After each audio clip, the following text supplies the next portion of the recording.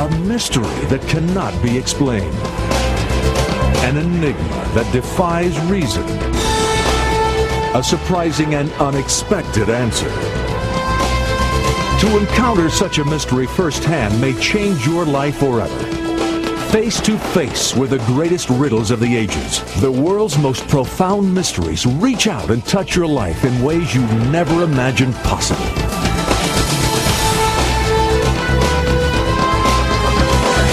Extreme Mysteries. The southern end of the Dead Sea is believed to be in the ancient land of Canaan, site of the legendary cities of Sin, Sodom, and Gomorrah. Here it is said Abraham and his family came and settled, and Lot, Abraham's nephew, became a successful merchant in the city of Sodom. According to the Bible, these cities of the plain were utterly destroyed by fire and brimstone. But did these cities even exist? Have scholars, investigators, and archaeologists finally found the ancient sites on the plain of Jordan? Were there really two cities called Sodom and Gomorrah, so wicked they were utterly destroyed by God?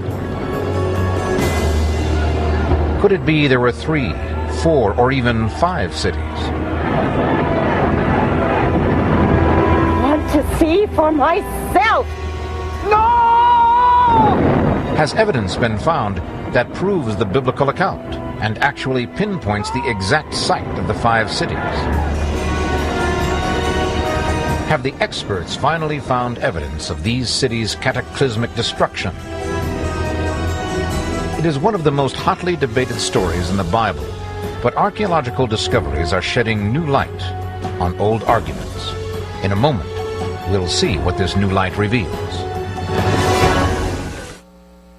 One of the major archaeological mysteries that still perplexes scientists and biblical scholars alike is the location of the 5 cities of the plain, named in the Bible as Sodom, Gomorrah, Admah, Zeboim, and Zoar. Their whereabouts would probably be of little or no concern beyond archaeological curiosity, except for one thing: the way in which these cities were supposed to have been destroyed.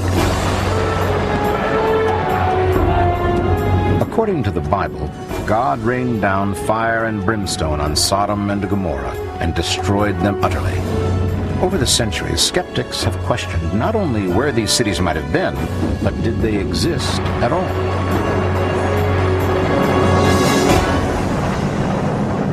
Why all the fuss over Sodom and Gomorrah? It's a mythological, moralistic story. The cities never existed. This story and other stories were used by the high priests to instill fear and guilt among its followers. Sodom and Gomorrah certainly did exist, but were destroyed by a massive fire and brimstone explosion, as described in the Bible. The argument has been going on for generations, and up to now, it has never seemed to get resolved. But recent discoveries have changed the nature of the discussion. Sources other than the Bible are now being consulted, and the points of contention are becoming more focused on where the cities were and less on whether or not they actually existed. But one question always remains. Did the cataclysmic event that destroyed Sodom and Gomorrah actually happen as recorded in the Bible? Or was it a tale invented by some early scribe to teach a frightening moral and religious lesson? To begin our investigation, let's see what the Bible itself has to say about it, beginning with Abraham and his traveling companion and nephew, Lot. According to the biblical account, Abraham had come down into Canaan with his nephew Lot from the cities of Ur and Haran. Here they had prospered and grown wealthy, so much so that they had divided up their herds and had taken separate paths. Abraham was a man who was known far and wide as one who had found favor in the eyes of God, and he was greatly respected. Then one day, 3 men approached Abraham as he sat in the door of his tent. Their appearance was different than that of most travelers, but all travelers were to be made welcome. Peace be with you, brothers, and welcome to my tent. Will you not rest and refresh yourself in the shade and take a poor meal with us before you go on? Still, there was something about these three that made Abraham give them special attention. He told his wife to bake fresh bread, selected a choice tender calf, and ordered his servants to prepare it. Then he brought curds and milk and set it before them. When his visitors got up to leave, Abraham walked along with them. They started down the road toward Sodom, but one of the three lagged behind, and Abraham found himself in the presence of the Lord. He was told the outcry against Sodom and Gomorrah was great, and that the Lord was about to destroy the cities completely. But my Lord God, my nephew and his family live in the city of Sodom. Certainly thee would not destroy the good along with the bad. At length the Lord relents and tells Abraham he will save the city if but 10 righteous people can be found. Apart from Sodom being the home of his nephew Lot, one wonders why Abraham would plead so diligently to save a city and a people of whom he obviously disapproved. What was there about this dusty desert town that made it seem valuable to Abraham? It is naive to assume that the climate of Palestine has remained the same from ancient times as it is today. We know that in the past there were heavy forest lands and grasslands. This kind of terrain would be present in southern Palestine around the Sodom and Gomorrah area, would certainly have been able to support not only a wide range of domesticated animals, but also there is much evidence that the land supported a wild animal population that's not unlike North Africa. And so in Abraham's time, this particular part of the world was capable of supporting his flocks, and he could make a grand living in this part of the world. Which brings up another point. Among the sins of the Sodomites, Ezekiel lists pride, fullness of bread, abundance of idleness, haughtiness, and being unwilling to strengthen the hand of the poor and needy. How did these city dwellers get to be so wealthy? Slime pits may be the answer. Bitumen was used all over the ancient world and was a very valuable commodity. It was used as a coating for the burnt mud bricks as well as in the mortar, and it was used to provide a watertight caulking. Noah's Ark, for example, was covered with pitch inside and out. In its various forms, bitumen was in high demand in the ancient world. In the Ebla tablets, it is listed as one of the most valuable and expensive commodities. The people of Sodom and Gomorrah had it all over the place, right in their front yard. The biblical record states the two angels approached Sodom in the evening. Preparations were underway for a great pagan celebration. Lot was preparing to return to his home when he spotted what appeared to be two strangers coming into the city. So Lot invited them to spend the night with him, but they refused. Lot, however, knowing the attitudes of the people, persisted. Come, I beg you, and abide the dark hours inside with us. The strangers relented and accepted his offer, but it was not to be the quiet evening at home Lot had hoped for. They had barely finished their evening meal when a great tumult arose outside. The revelers had heard of the presence of the two strangers at Lot's house, and they quickly gathered there, demanding that Lot turn the strangers over to them. According to the Bible, Lot wanted to protect his guests from the unruly and lewd mob, but there was nothing he could do. Lot's guests, however, took charge. And when they stepped outside, the revelers were struck blind. Unable to find the door to Lot's house, they dispersed in panic. The two angels then told Lot to take his wife and daughters and leave Sodom. Hurry, there's little time. And do not look back. Interestingly, they told Lot not to stop anywhere on the plain. Apparently, more than just Sodom and Gomorrah were under condemnation. But is there any non-biblical evidence that these cities existed, or that they were destroyed in some sort of flaming catastrophe?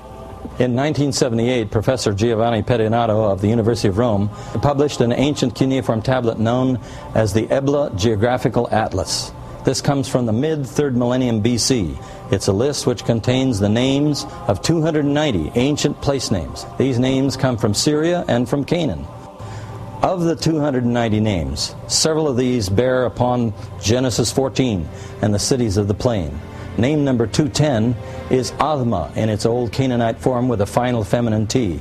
Immediately following that, name number 211 is Sodom, clear to read and phonetically equivalent with the biblical Sodom. 8 names later comes the name of Aqabu, the modern Aqaba, which is the Gulf at the northeast end of the Red Sea. This name of Aqaba gives us a very important clue as to where this Sodom is located. That puts it in southern Transjordan. That's where the biblical Sodom was located. One of the biggest reasons for locating Sodom and Gomorrah toward the southern end of the Dead Sea is because of its association with the city of Zoar. It was to Zoar that Lot and his daughters fled after the destruction of Sodom and Gomorrah. Zoar is located, according to the Medeba mosaic map, discovered a few years ago in a Byzantine church in what is now Jordan, in the southeast area of the Dead Sea region. Much has been made of this mosaic map, and for years, archaeologists have settled on a series of small ruins near the southeast corner of the Dead Sea as the likely location of all 5 cities of the plain. But is that location supportable in light of more recent discoveries? Is there evidence that fire and brimstone, or burning stones, actually destroyed the cities? Have other locations been found that more closely fit the biblical and historic definitions? Is it possible now to say the exact sites of all 5 of the plains cities have been found? Clues by the fistful when we return.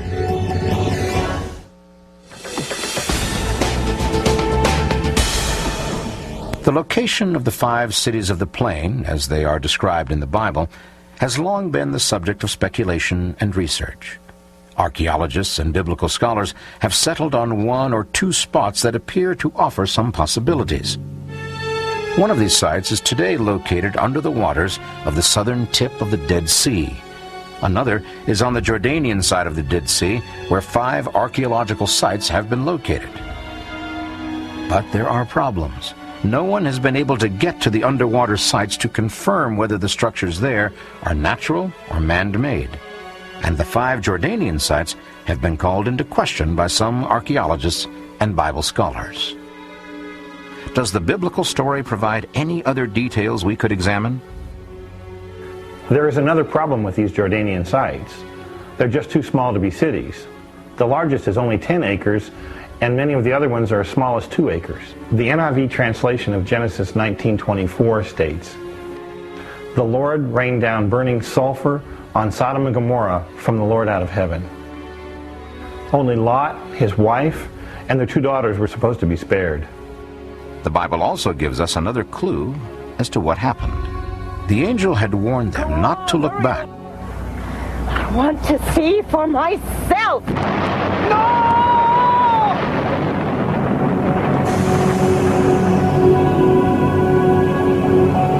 It appears to be that not only Lot and his family were leaving, but the whole city was trying to escape the flames and the fumes of the volcano that was erupting from the bottom of the sea. The angel led them through the gate of the city, but Lot's wife turned back, and these turned to pillars of salt as they were asphyxiated by the fumes, deadly fumes of the sulfuric acid that comes from fire and brimstone. If all of this is true, shouldn't there be some residue of sulfur and ash at the authentic sites? And what about the pillar of salt that was Lot's wife? Could anything like that have actually happened? In 1984, we went into the Dead Sea area and found that the Dead Sea had gone down about 30 to 40 feet, and the water had receded back from the shoreline about 1,800 to 2,000 feet. As we walked out to the water's edge, we found cocoons of bodies encased in salt and gypsum. This shell is 8 foot across, and it collapsed while it was underwater, exposing the corpse. There was a body laying next to an alligator 16 foot long. There was a couple embracing and a baby laying on the chest of the parent. Here's the head of the child. Here's the legs down here, and over here is the shoulder and the elbow of the parent, and the arm crosses across in the center. There was a crust of about 4 to 6 inches thick on the outside, and ashen soot about 2 to 3 to 4 inches thick inside. The Dead Sea has always been the world's most saline body of water. Imagine Lot and his family attempting to escape across the shallow water on the southern end of the Dead Sea. Poison gases, ash from volcanic activity, the ground shaking with an earthquake. Passing across the shallow water, perhaps Lot's wife was overcome by the volcanic gases and simply collapsed into the shallow water. In a short period of time, she would become encrusted with salt, and one may very well speak of a pillar of salt. We're told that Abraham looked down toward Sodom and Gomorrah, toward all the land of the plain, and he saw dense smoke rising from the land like smoke from a furnace. In the final analysis, the crux of the argument over the destruction of Sodom and Gomorrah, and apparently all the land of the plain, boils down to a single question: did it happen?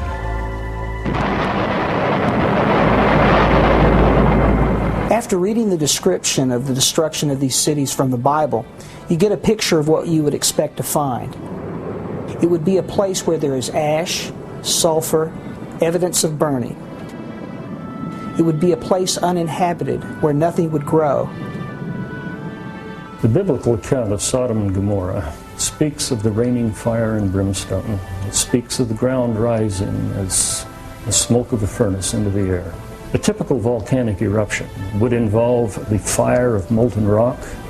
It would involve the smoke of the gases and ash from the volcanic eruption. Earthquakes, volcanic activity will explain all of the things that we read in the biblical account. There are 5 different kinds of volcanoes, and the Bible mentions the volcano. It was fire and brimstone. And brimstone, when it hits water, turns to sulfuric acid and to salt and gypsum and potash, the different chemicals that are there. So this is the evidence that it was fire and brimstone volcano, evidently erupting from the bottom of the Dead Sea, creating 1,300 feet of depth into the Dead Sea that didn't used to exist. So it is possible for the cities to have been destroyed pretty much the way the book of Genesis says they were. The question still remaining is, has the location of those cities been discovered? Archaeologists have excavated at least 3 out of these 5 sites along the Dead Sea, and they've discovered that all 3 of them were apparently terminated abruptly towards the end of the early Bronze Age at approximately the same time. That abrupt destruction has intrigued people because it's not just a termination. There's actually an ash layer on a couple of these city ruins, and it suggests that the city was destroyed by fire. Some scholars have suggested that perhaps if there's not a historical connection there, that the event that occurred towards the end of the early Bronze Age at least is reflected in the biblical account about Sodom and Gomorrah later on. Another interesting thing is that scholars have noticed that of the 5 wadis that drain off the plain into the Dead Sea area, these 5 streams, they have located near the northernmost 2 wadis a couple of large cemeteries. At Baba Dra in particular, they found that at least 50,000 individuals were buried there. The Jordan Archaeological Museum contains a number of artifacts from Baba Dra, one of the 5 cities located along the southeast shore of the Dead Sea. We'll now go on inside the museum and look at a few of these artifacts.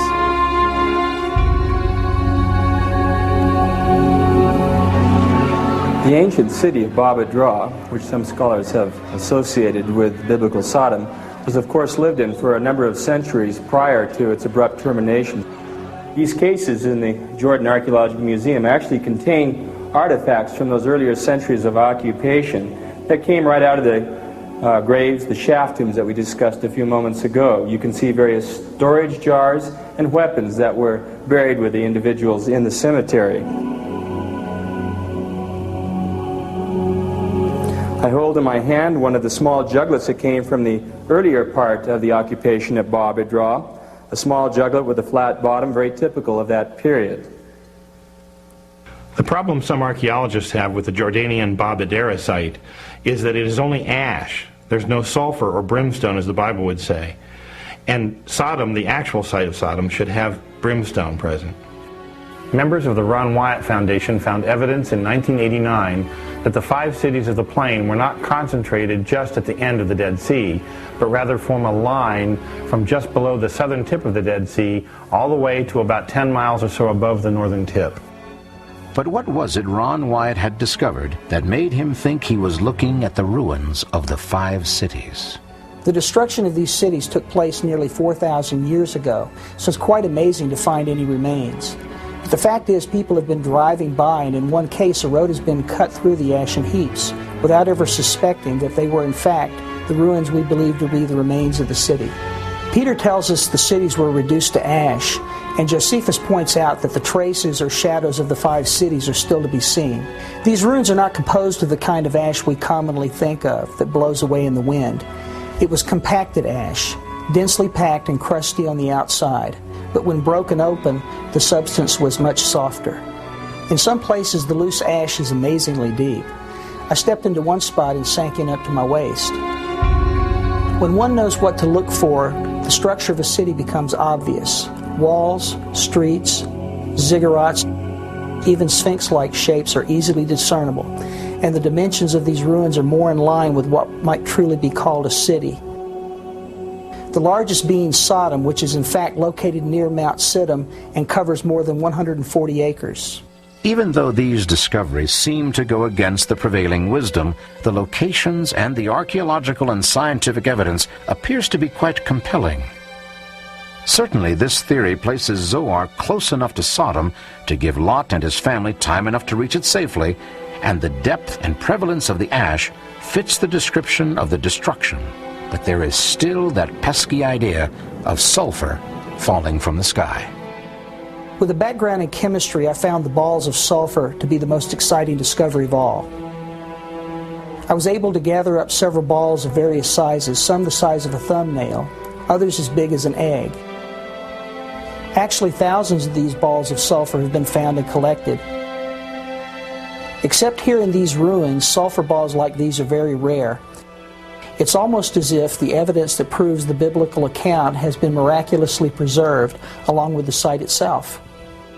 The Bible indicates that the event that destroyed these cities had a supernatural origin. We don't know the exact way it came about, but what we do know is that these burning balls of sulfur rained down upon the cities. We know this because the sulfur has been tested and has been shown to have been on fire. As it rained down, all the flammable objects in the city began to burn, and the heat from the burning sulfur began to build up over time. It's been estimated that temperatures of up to 4,000 degrees would have been reached. This would easily create the kind of furnace-like smoke that Abraham saw along the plain. The evidence from these sites fits not only the biblical account of the destruction of Sodom and Gomorrah, but other relevant scripture as well. I believe that we have indeed found abundant evidence that these are the remains of the cities of Sodom and Gomorrah. It will likely take some time for the archaeologists, geologists, chemists, and other scholars to sort out the conflicting claims. But eventually, there should be some kind of consensus. In the meantime, biblical scholars have more to work with than they have ever had before, and once again, science and religion have an opportunity to demonstrate they work better together than apart. Still, one of the most fascinating aspects of these new discoveries is that they have been there, in plain sight, for everyone to see for ages. Are there other things about our world that we've been too busy to really notice? How much truth is there in the old adage, you can't see the forest for the trees?